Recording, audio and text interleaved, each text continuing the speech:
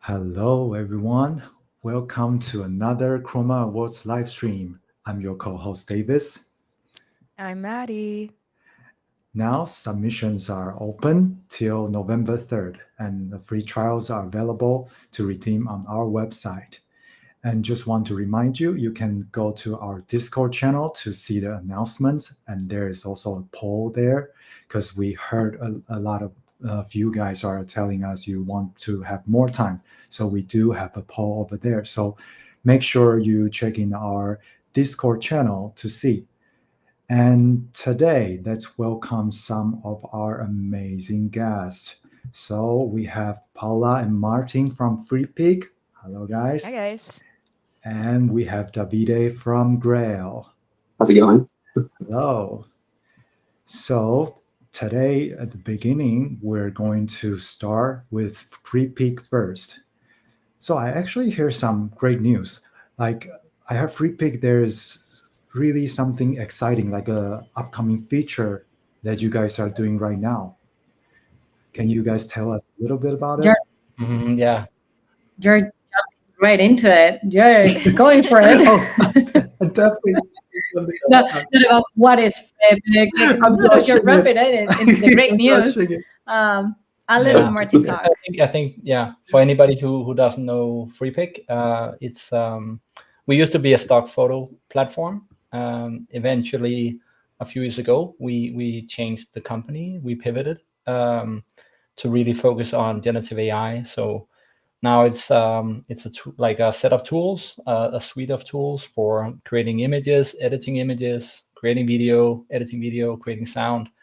So if you are, let's say you are creating, film using generative AI, or you are marketing department, you have basically all the tools there in one place. And one of the things I think that is like unique for Freepik is that we integrate with all the different providers. We usually very fast to integrate different new models. So I think we were the first to come out with VO3 on our third-party platform. So we really take pride in trying to get all these tools integrated as quickly as possible, and then build like a user-friendly UI on top.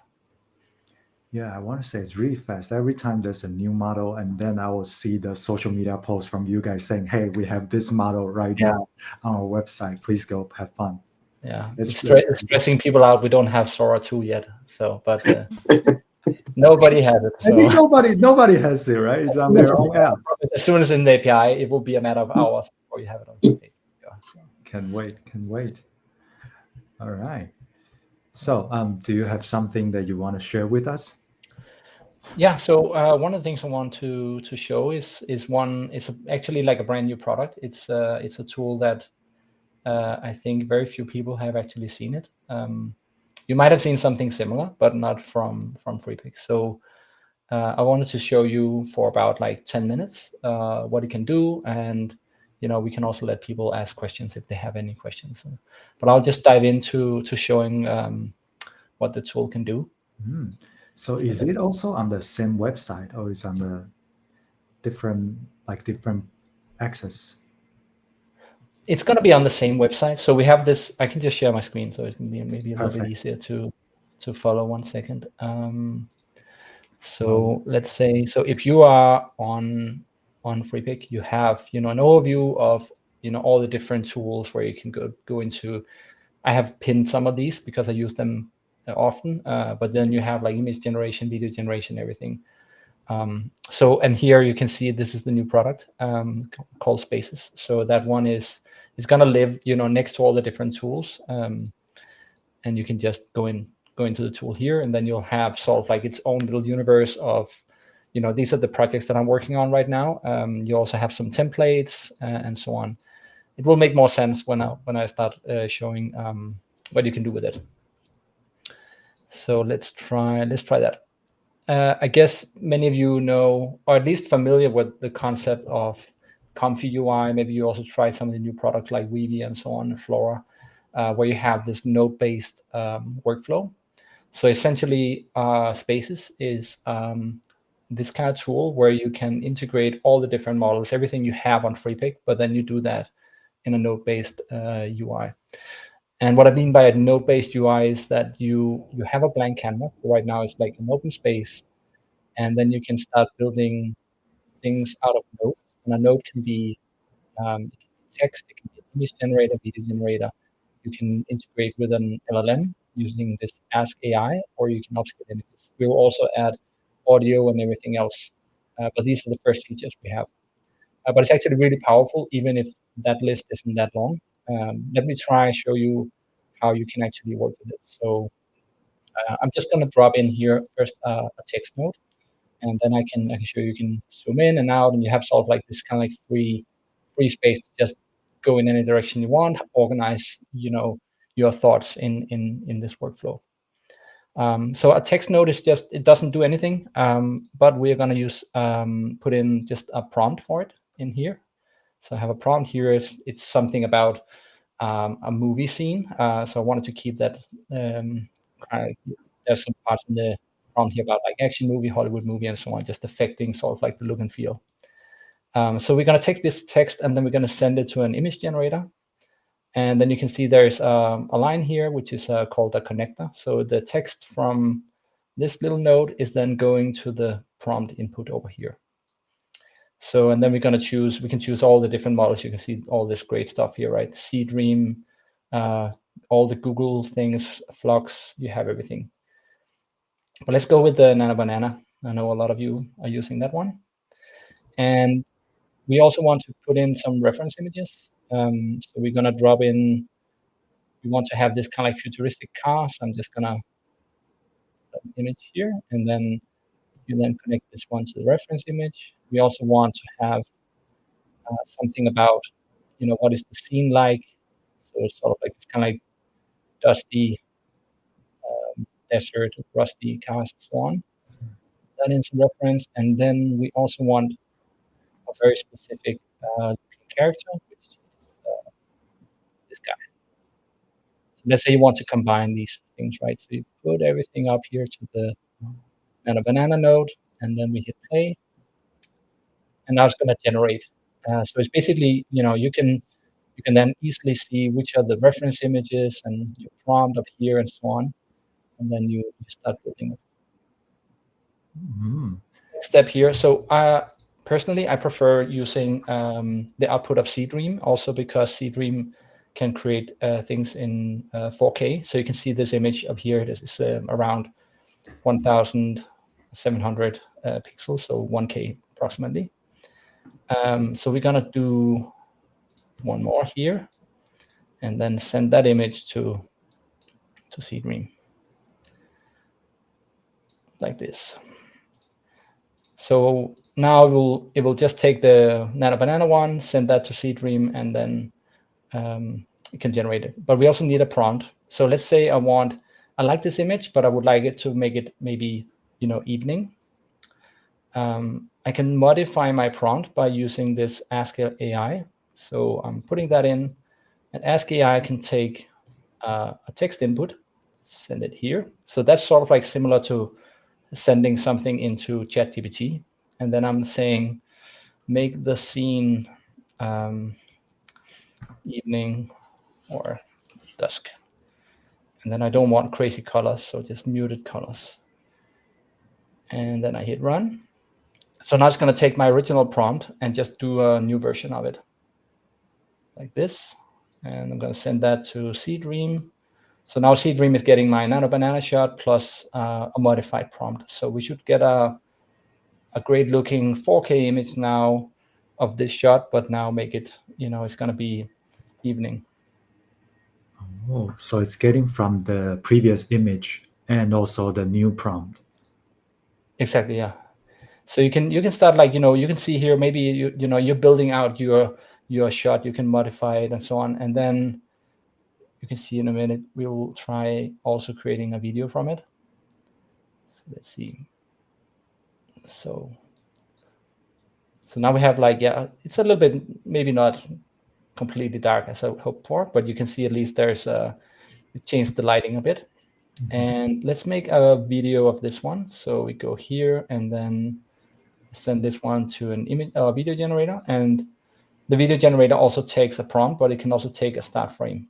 So we can go here and then we can say Dance Pro, my favorite at the moment.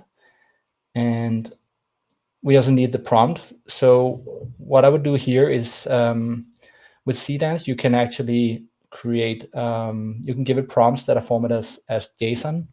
So you can actually go in and define very specifically how the camera should move and everything. But it's really tedious writing JSON. It's not really for humans. So I'm going to take this original prompt and send it to this one here. And then I'm going to ask it to modify the prompt to JSON format for Dance Pro. So what's actually happening is that the technology that's running behind Ask AI knows about the documentation for Dance Pro. So it actually creates a correctly formatted JSON.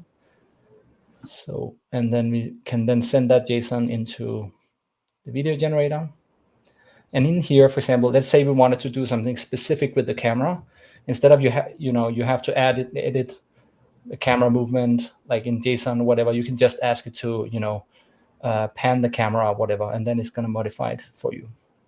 So it's very easy to keep track of these kind of like complex changes. Instead of you copying the text or going to ChatGPT, you can just put everything in here, right? Wow. So let's go here. Yeah, it's fantastic. You can see it all in one space. And one of the things that is that's really good is, let's say you're working on a longer film where you want multiple shots and you want sort of like to have the same things applied. Let's say a set of, like, for example, here I'm combining Nano Banana with Dream, and then maybe you want to upscale on something else. It's now a workflow that is very easy for you to repeat. So let's say you want to change the scene. You might actually just go over here and then modify the original prompt, change the reference images, and then you can run the whole thing again.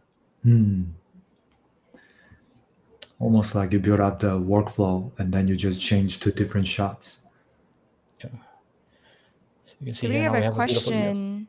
We have a question about this Ask AI feature. So is there a specific LLM that's behind we're this? using Google's Gemini for that.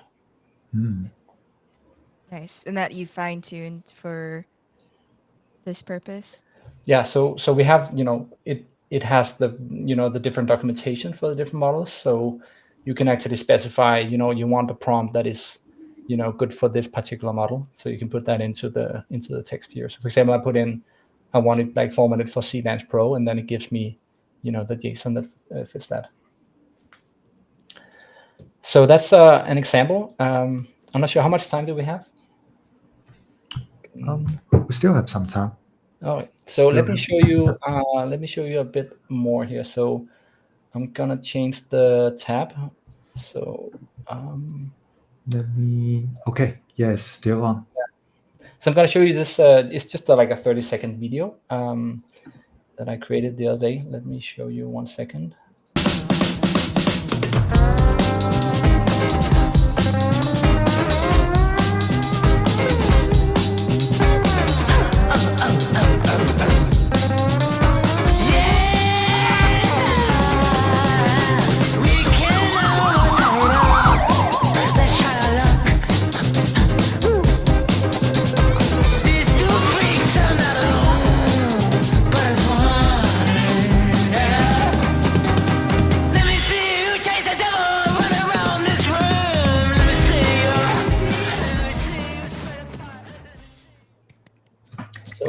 Wow. So that movie is so good. Yeah, so that is actually a movie that is created. So the whole experiment with that one was I wanted to create this kind of like, a short animation around 40 seconds where I had like multiple shots of this bee flying, and I wanted everything to be seamless. So you can't tell, when does one shot start and then when the next one starts.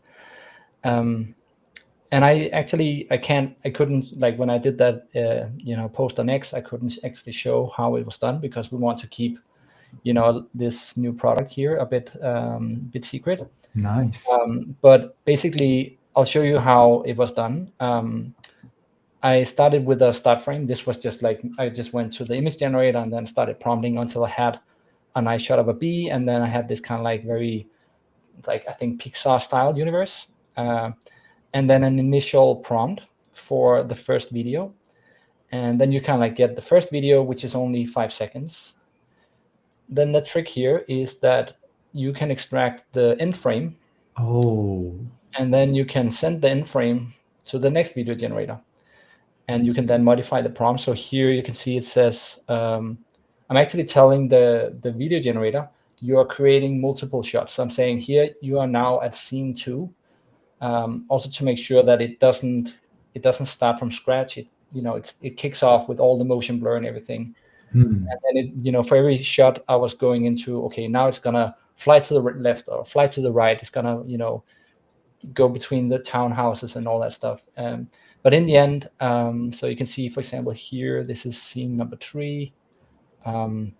This one was a little bit tricky. So I ended up having 3 different videos that I wanted to create just to have something to pick from. So I just generated those in parallel. And then I like this one, the bottom one, and then I connected that one to the next shot. So it was sort of like, you can see all the different scenes here, 1, 2, 3, 4, 5, 6, all the way to the end, right? So for every shot, I made the bee do different things, and then put everything into Premiere Pro, add some motion blur and so on, and then you have the final video. Wow. Just from the last frame. This is, yeah. It's So- super cool and because you know, like it's all Kling 2.5, right? Yeah, it is, yeah. Yeah. So then Okay. they have a start frame, end frame feature, but you've kind of created your own workflow to then extend it. Actually, the Kling model only accepts 2.5 only accepts start frame, but we are just like, once the video is generated, we basically have in the tool, you can extract the end frame. So that basically has nothing to do with Kling. So Kling just accepts the start frame. So, but for every video shot or every scene, we take the end frame and then move that to the next shot. So that's and if you wanted to do this manually, I tried doing this manually, and you get lost in which video you're using, and it's just a mess, right? So having like something like this, have that everything in this kind of like storyboard format, it's just a million times easier. So that's sort of like I think one of the really powerful things. This is very much like if you are in this kind of like, I'll call it like single player mode, when you're sitting by yourself, you're doing this. That's also, let's say you have set this up and it works, you can share it, but you can actually define only these 2 should be changed, and then you can send that to a colleague who has no understanding of all the different models, and then when they want to run the workflow, it's just only those little starting point they have to fill out, and then it will create it for you. So Oh, wow. So you can also kind of like, if you're in a team, you can sort of like split who's going to be the expert and who's going to be, just consuming these more complex workflows.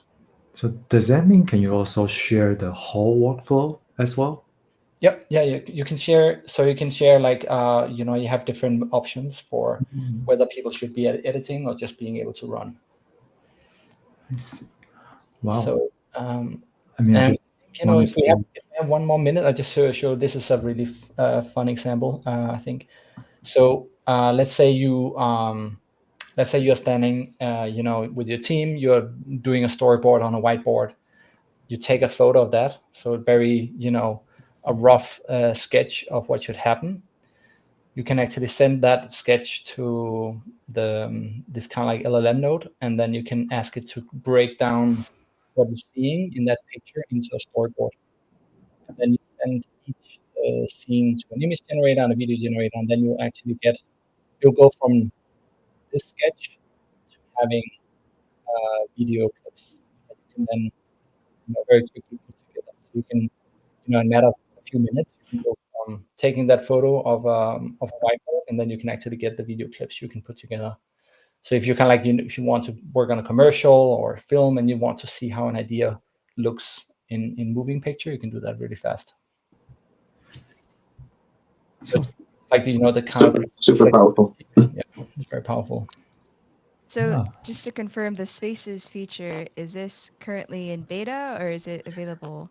It's actually, I think if we call it like it's even before beta. It's sort of like an alpha mode, and we will have a closed beta coming out in during October, where we're gonna invite, different companies, different people.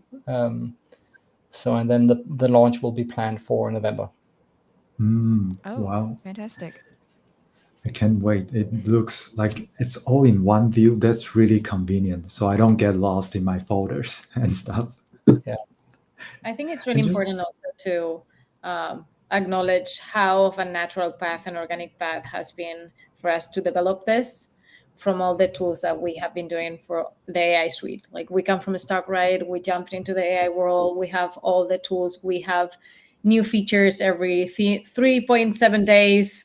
We have a new feature out. And now this that has everything in one space, right? I think it's really valuable to be how we have been with the creative all the time, and how we are really trying to get that person more comfortable with AI tools and just focusing on that storytelling and focusing on that creative path and that output with a sense, output with a soul, as output with a use case out of it. Yeah, totally. And Absolutely. we have a lot of people interested in the audience right now. Is there a way to sign up for this beta? Yeah, I mean, probably the best option you have is to keep an eye on our social media accounts on X and so on. Yeah. And we can announce like when we start inviting people, we'll put that in there. Can't wait. Okay, and also earlier, I think I got too excited. I got carried away by this amazing new product. I forgot to let you guys introduce yourself. My apology. Oh no, Yeah, so- ready? You go for it. Yeah. I'm CXO of Freepik, so Chief Experience Officer, and right now I'm working very closely with a group of people in the company who are basically helping customers on the more creative side of generative AI. So we have all the tools, but we can also see a lot of companies they struggle to, actually get really great results with the tools. So we have this kind of like layer of people where their backgrounds might be in photography or graphic design, and they have then been retrained to really be experts in generative AI. So we take all those learnings from the different customers, and then we help customers get started. On my end, and then I'm helping with this. Yeah. Go ahead. Yeah. Oh. And I'm the person leading the marketing efforts here in the US, also PR and yeah, trying to get that getting the creatives excited within this community. Yeah, I think you guys are really active when it comes to community. I see you guys on social media all the time. Yeah. So Yeah, community is a really big part of us. Yeah. mhm. All right, moving on. We do have some questions for you guys. The first one, like speaking of community, how has community shaped the way you guys design the product that you are doing? Yeah, I mean, I think as you say, like we're very active on social. I think a lot of people in Freepik is, for example, you can even see. I think there's a good example. Like if you go to, for example, to Reddit, there's a Freepik subreddit where people complain or ask questions. Usually, I try to be quite fast to respond to people. Actually, the CEO of Freepik, Bianca, he's actually faster. He's actually going in on a daily basis, even if people are complaining about, they want a refund or this is not working, he's there responding. And I think it's like, when you have people all the way from the top who are that engaged in talking to customers, it's sort of like it affects the whole mentality of the team. So, Wow. and then of course, I mean, we have like, we do lots of like user involvement in every product we build. Invite customers. We have a lot of customers also in sort of like different Slack channels, so we can give them access to a tool and get direct feedback. And so that, I think daily, anybody who wants to talk to customers, they can do that very quickly from Freepik. And I think that tackles really yeah. well. Sorry, I think that really that tackles really well with the question that we have in the chat, that I'm curious for Freepik, since you have so many different tools within one platform, what are you looking for most in a sponsor award recipient? I think that tackles a lot with community. I think the moment that all these participants get into our tool and give us feedback and break it if they can, that's something that we really value, and it's something that we're looking for. Yeah. And also, while you are sponsoring the marketing and advertising category, like, what do you think to make a winning ad, especially with AI? What are you guys looking for? Yeah, I mean, as soon as it something is marketing, it's a different thing than creating simply art. Art is like, you have a message, you have a personal view, and so on. When it comes to marketing, it becomes more like a design. Like, you have a brand you need to communicate, and they have a message. So you have a very different, goal with something that is like in the marketing category. Mm-hmm. So obviously we would look for like, how well does this communicate in terms of like, in a marketing situation, more than if it's simply art. And then there are two different directions, I would say, for any kind of like winner. Basically needs to excel on the creative side, which is, storytelling. It's like the visuals. It doesn't have to be beautiful, but if it's not beautiful, it needs to like be part of like a concept. So the whole creative thing, like audio, visuals, everything needs to play together into a convincing creative, output. And then the other direction is on the technical side. So people need to show they master, all the different skills. So we don't have, artifacts. If there are characters, are they consistent? If there are products, are they consistent? All the different things that are technically difficult. We want to see those be done really well also. So we kind of want to see something that's fine-tuned on every detail, right? Yeah, I think Basically, like what in the marketing categories, like, what the brands out there, they require, if you come as like an agency and you want to create an ad for them, they're going to ask you to have consistent products. They want to see the logo being correct, the small text and all that. So we're going to look for that also. I really like, Martin, what you said before when we were talking, that you're not creating for yourself, you're creating for a company, right? So there are some colors that you have to respect, like the color palette, so you can train your LoRa and have your colors and your styles there. You have a tone that is maybe not yours, but it is for the brand. So you have to follow some kind of rules that is going to push you to some limits in some kind. Mm-hmm. Got it. And we do have like one last question before we wrapping up with you guys. And what's next with Upscale? Do you want to intro what Upscale let me ask this is? first. Yeah. There's another question that I will. Drayden said, so I dump my other subscription and go Freepik instead? Yes. The answer is yes. That's what you do. As a marketing person, I have to tell you that. Yes, 100%. As the Chroma Awards, you're neutral. But Paula says yes. Yes. Yeah. Make me really happy. Anyway, going back. Davide is having a little rave over there. I'm glitching a little bit. I don't know. Let me. Let's see if I'll fix it. Okay, I'm gonna. Okay, this. All right, I think we'll let Davide fix the rave that he has doing in the background. Yeah. All right. So coming back to Upscale. Past 12, so we're good. So yeah, we have the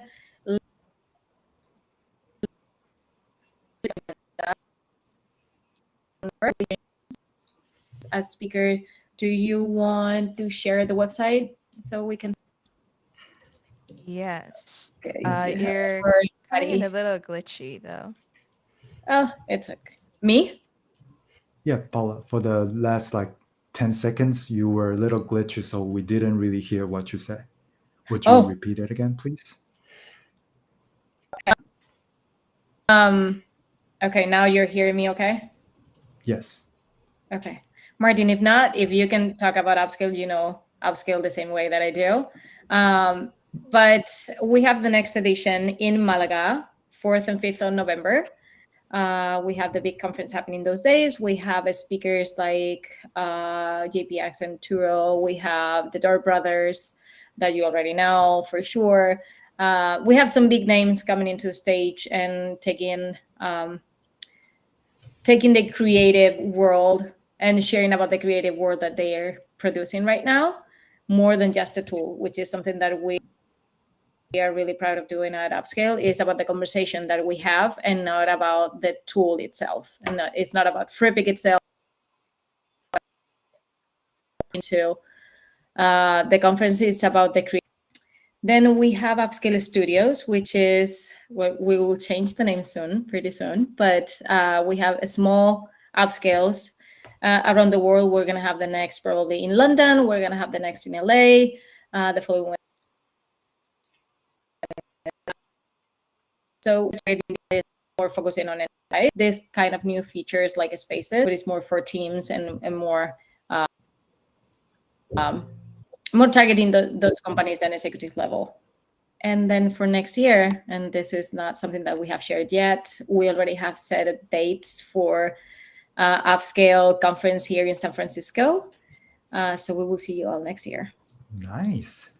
Amazing. And so where can we find all this information, like all the different upscale and different places? No, it's Upscale.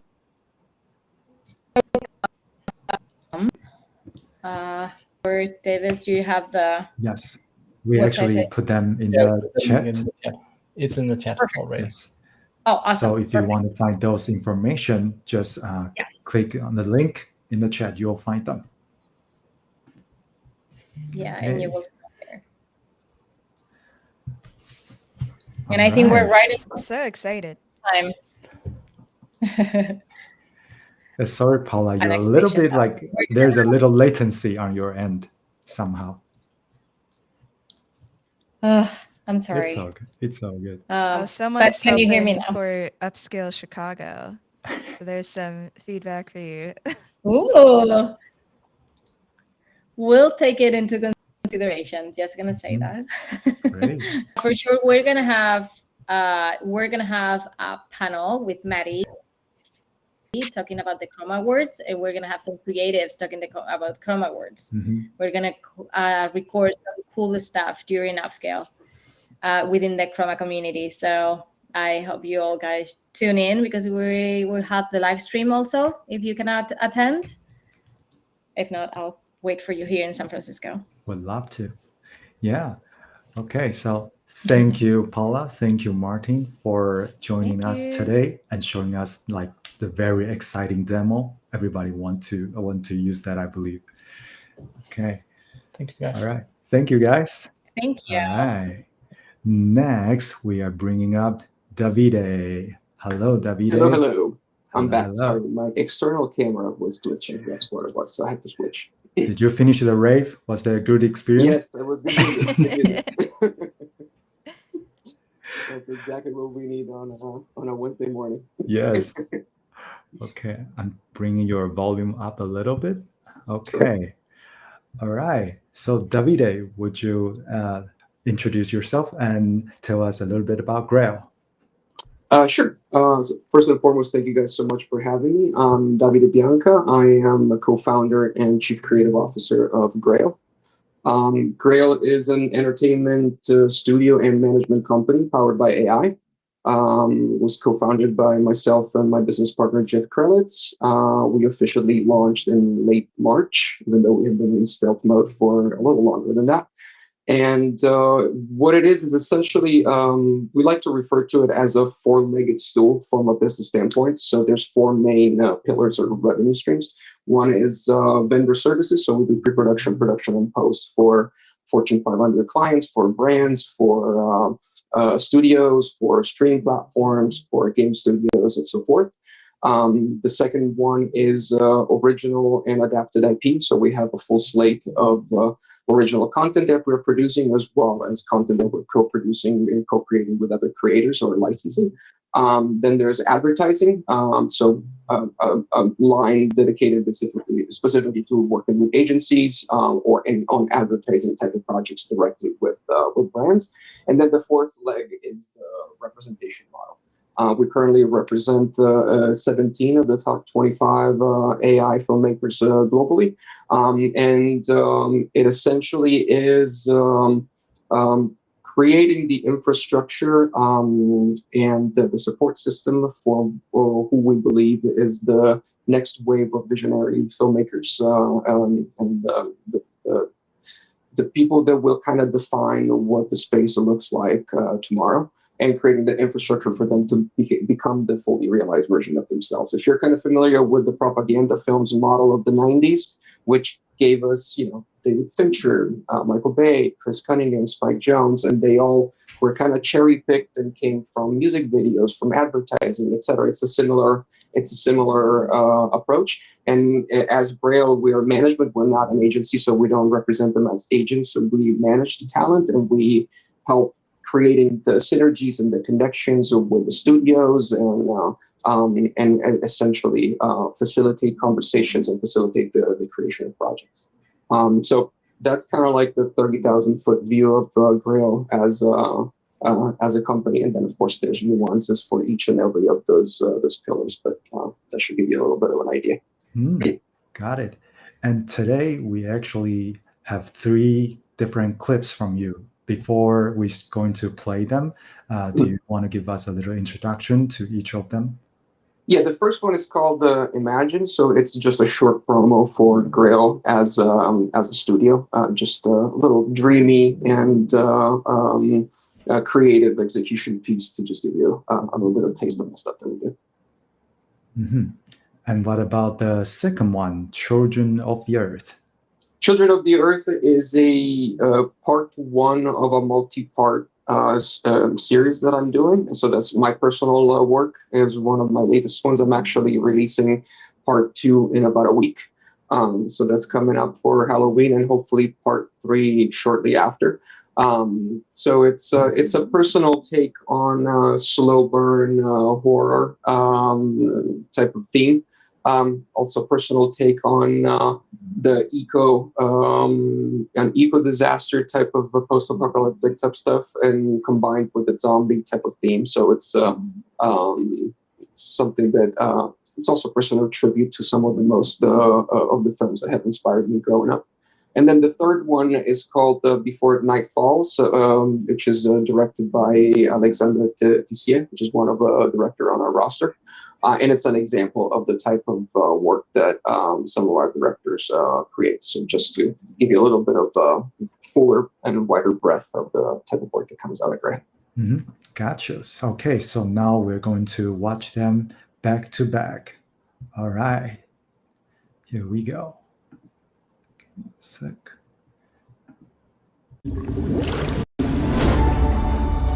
Imagine a world where ideas run like streams. A world where imagination drips, swirls, and gathers into form.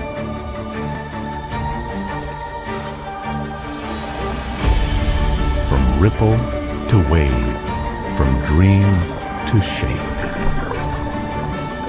Imagine a world where everything you think can simply be.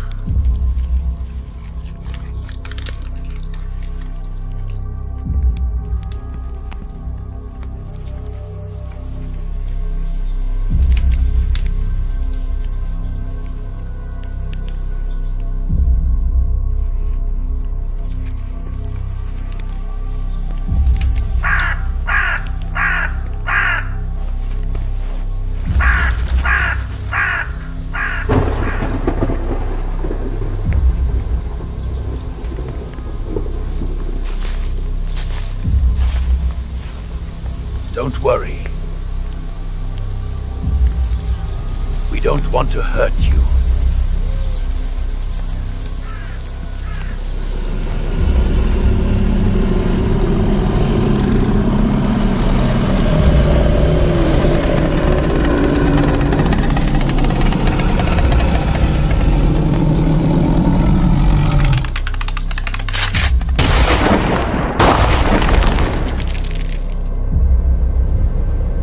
Ellie, are you all right?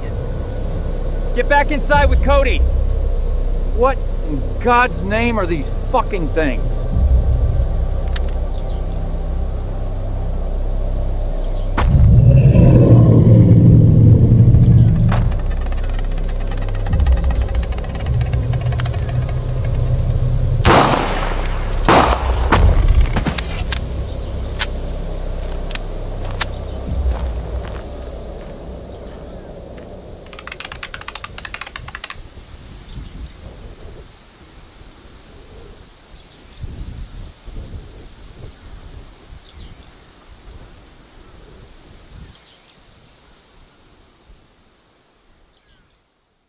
In shadows cast by ancient storm, we gather 'neath the sacred dome, with voices raised in solemn prayer, to seek the light, the Lord's own care.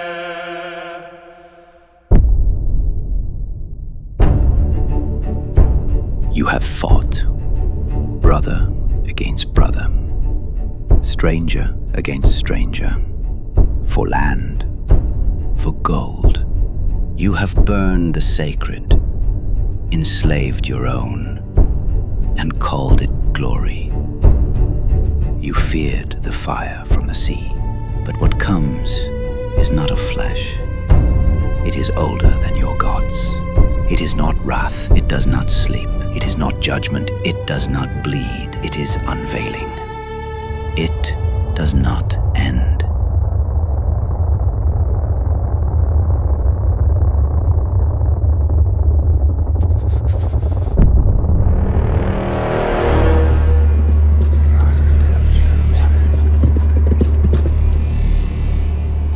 You know war. You do not know the dark.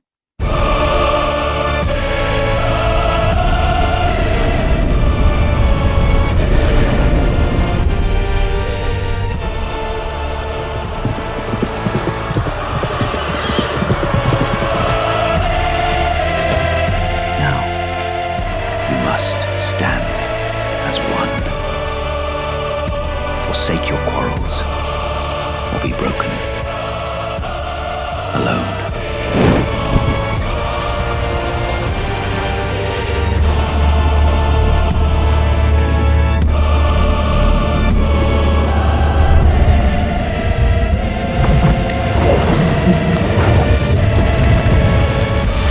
The hour has come, and none of you are ready.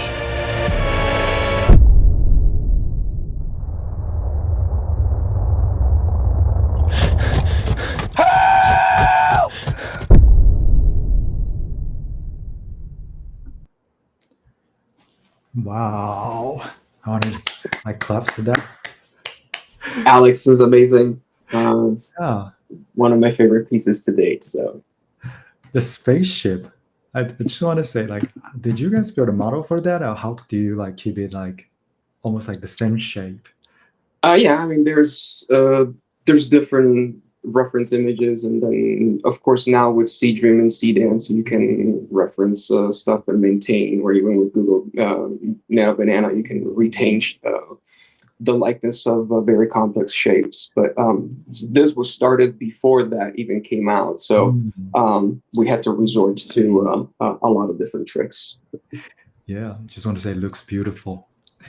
Yeah. I think the juxtaposition of the the Norse mythology with the England versus the Vikings, and it's a story of two rival brothers, but then the sci-fi element comes out of nowhere, so it's pretty awesome. Yeah, almost remind me of like cowboy versus aliens. Yeah, one of our favorites. Yeah. Okay. So That was from Alex. Can you just list some of the other artists on your roster? We talked to Ash earlier, Actually, actually, yeah. in this stream. Yeah. So we have, so I'm myself, Kim Landers, Roger Hendricks, Ashay Singh, Ash. We have Jan Willem Blom, we have Ryan Patterson, we have Paola Rocchetti, Guido Callegari, Alex, Ramen Noodle. Yep. We also have a few new announcements to make of the people that are joining the roster. Yeah, I think that should be it. But if you go on welcome to GRAiL.com, there's a talent tab on the website, and you can have you can see the full list for the roster. So you can find all the directors, the artists that you represent. Correct. Yeah. Gotcha. Oh, actually, now we do have a question coming in. I'm gonna jump into that first. Are you guys challenged with client deadlines and expectations with their visions, or do they just trust you guys, the concept to completion? It's a layered question. It really depends on the client, the type of client, and the vertical. Generally, when you work with agencies, there's a little bit more hand-holding, but it also depends because it's a lot faster of a process. There's a little bit of a trusting the process that comes with it. When you talk about more quote unquote traditional filmmaking, so if it's a studio project or if it's a network project, then of course there's a lot more people involved into what needs to happen from script to visual look development to casting and costume design and that type of stuff. So you can't just trust me with it and you see the final result type of thing. So it really depends on the nuances of what it is and how it's being done.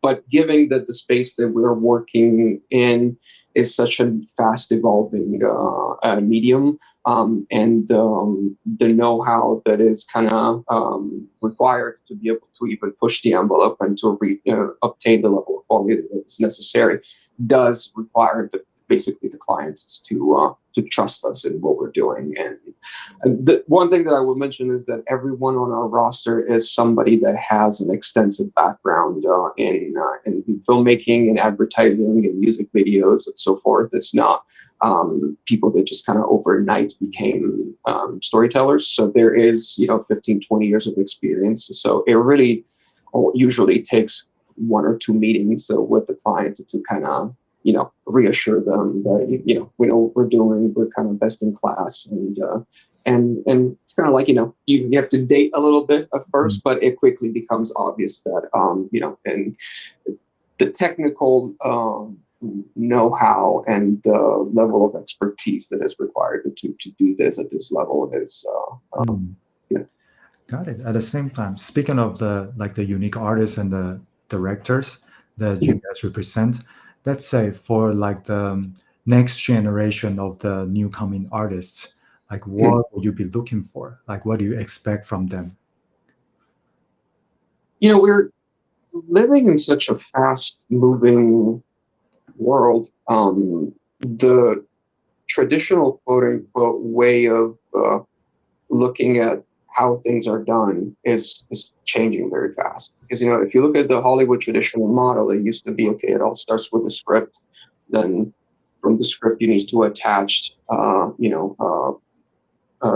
actors, director, then you go into production, the production post and so forth. And in some cases, some movies would be in production limbo for even a decade because they were either deemed too risky or, they don't pass the sniff test, or the budget is too high, or, this trend is not trending anymore. So we're going to wait. So there's a lot of that was the traditional way of doing things. But now, even from a distribution standpoint, you see entire, billion-dollar empires that are built off of IP that spins out of social or out of YouTube. So like the way the metrics and the KPIs of what is return on investment and what is a success story are changing.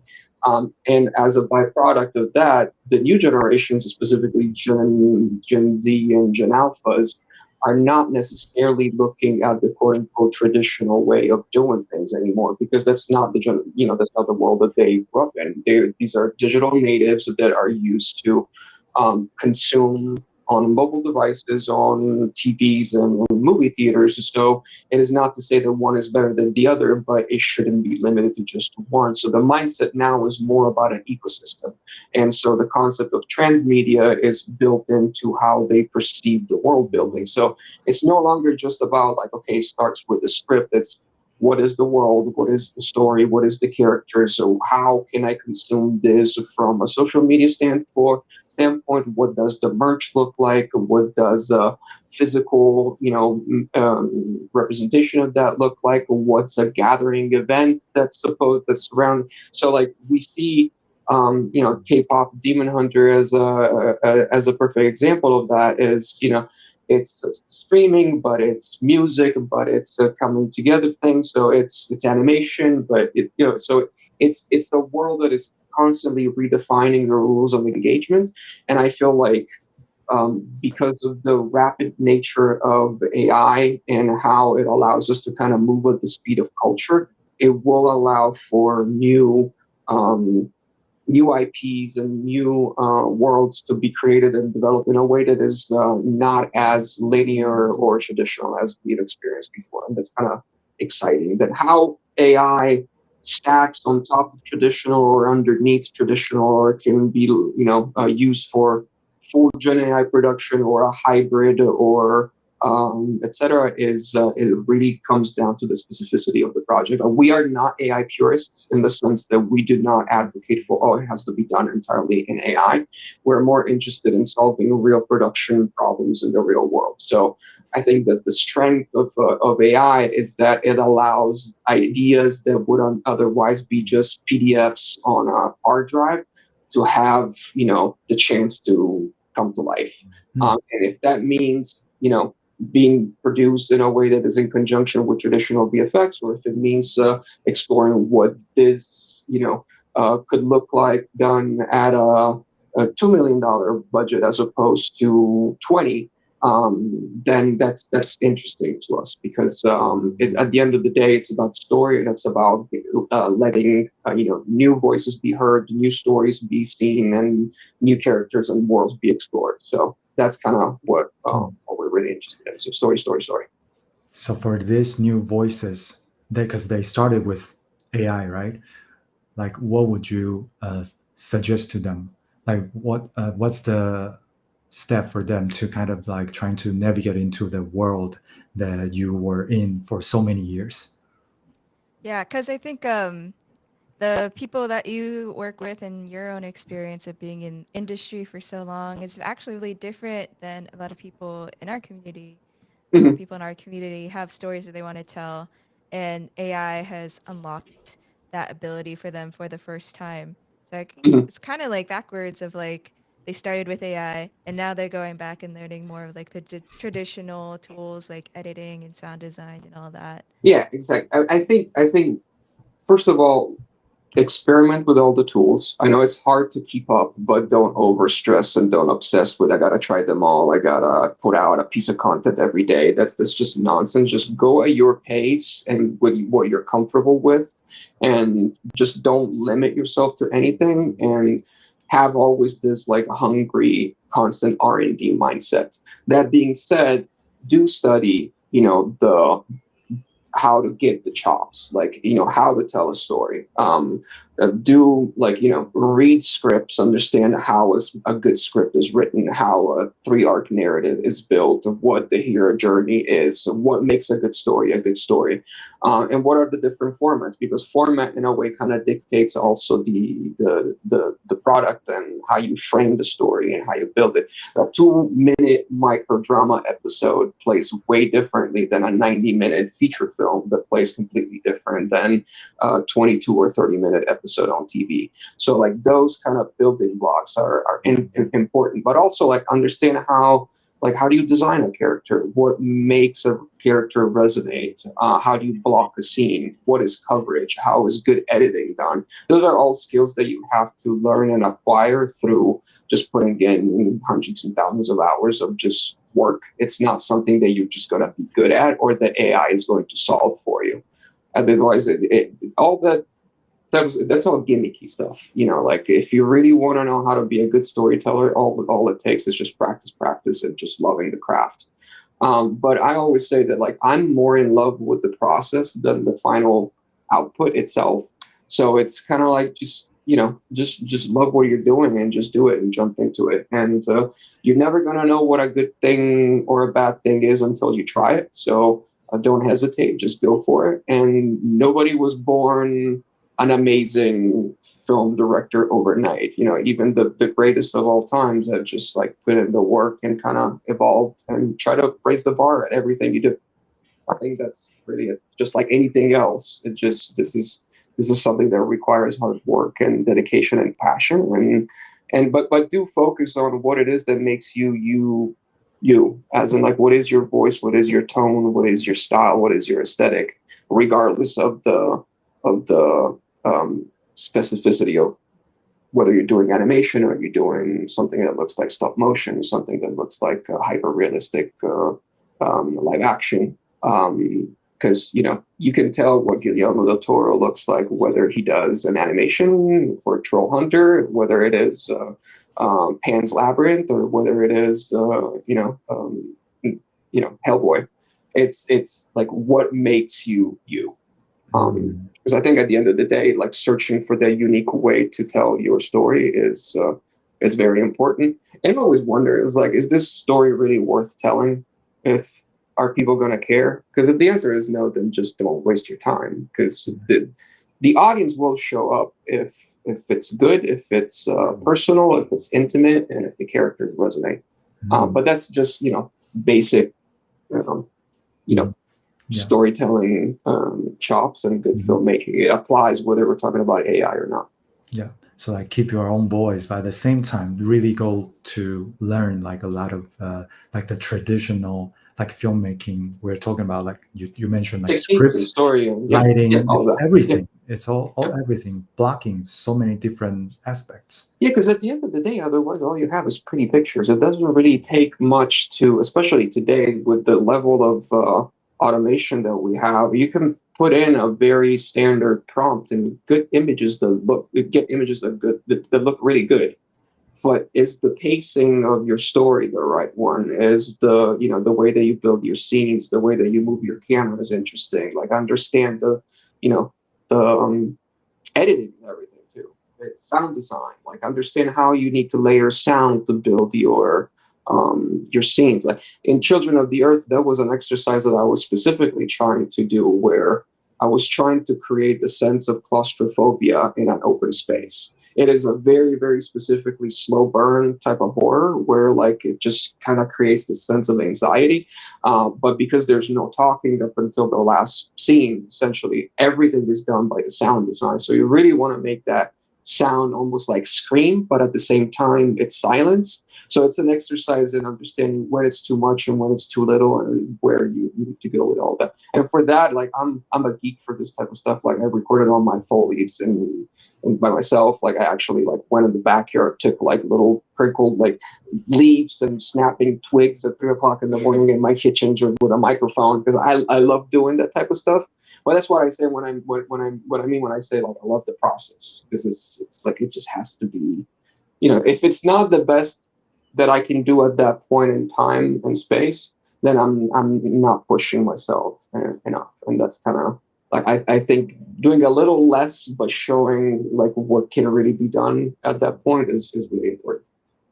Yeah. As opposed to just dropping data onto just the algorithm. Mm-hmm. There's a question in the chat asking the voices. So like Foley, basically like I believe Davide went to his backyard and really recording all the like the sound effects that you hear in Children of the Earth, like the creaking and the leaves, all those. Yeah, they are not AI generated sounds, right? No, they're all original. There's a combination of sound libraries, sounds in there for some of the music cues and stuff like that, and then there's of course some of the more complex effect. Like I'm not gonna go back here and shoot a shotgun at 3 o'clock in the morning. So that one, of course, is from a sound library. But a lot of the stuff that is timed to action or things that are very subtle, I try to record myself. But I also have a background in music production and running a radio station, so I love that type of stuff. Yeah, so a lot of different skills and a lot of experiences. But this is what's beautiful about Yes. it. It's like it allows you to kind of become a one-man band when needed. It allows you to assemble a team of experts when needed. It allows you to drive a vision and kind of fully realize that would never been possible to be done in at scale and at speed at that level. It would have cost millions and millions of dollars. Even the makeup alone and the prosthetics would have been impossible.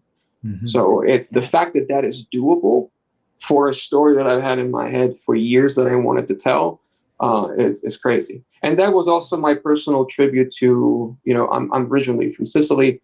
When I came in 98 to the States as an exchange student, I lived in Ohio. So that was my first kind of encounter with, the classic Midwestern Americana. So that was kind of like a tribute to those locations and that look, is that cloudy day in fall in Ohio.